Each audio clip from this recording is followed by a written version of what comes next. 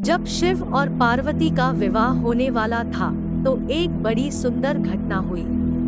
उनकी शादी बहुत ही भव्य पैमाने पर हो रही थी। इससे पहले ऐसी शादी कभी नहीं हुई थी। शिव जो दुनिया के सबसे तेजस्वी प्राणी थे, एक दूसरे प्राणी को अपने जीवन का हिस्सा बनाने वाले थे।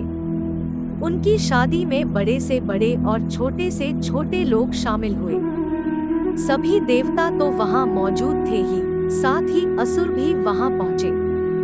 आम तौर पर जहां देवता जाते थे वहां असुर जाने से मना कर देते थे, और जहां असुर जाते थे वहां देवता नहीं जाते थे। उनकी आपस में बिल्कुल नहीं बनती थी।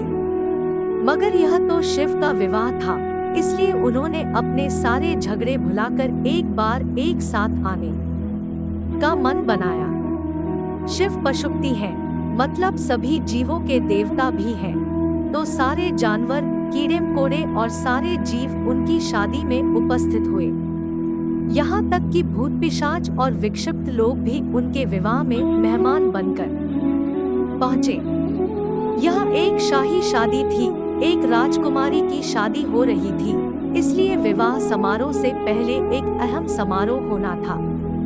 वरवधू दोनों की वंशावली घोषित की जानी थी। एक राजा के लिए उसकी वंशावली सबसे अहम चीज होती है, जो उसके जीवन का गौरव होता है। तो पार्वती की वंशावली का बखान खूब धूमधाम से किया गया।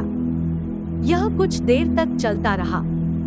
आखिरकार जब उन्होंने अपने वंश के गौरव का बखान खत्म किया तो वे उस ओर मुड़े जिधर वर शिव बैठे हुए थे।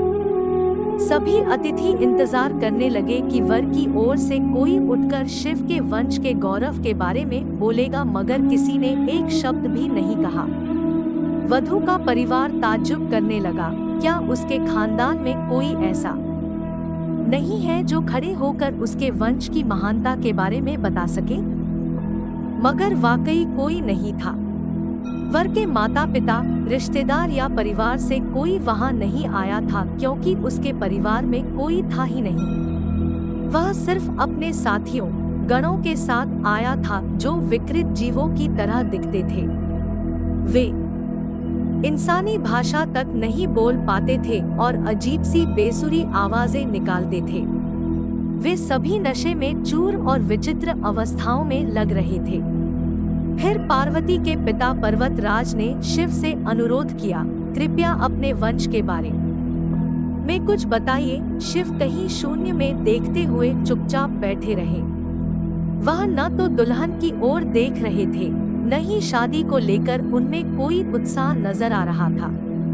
वह बस अपने गणों से घिरे हुए बैठे रहे और शून्य में घूरते रहे।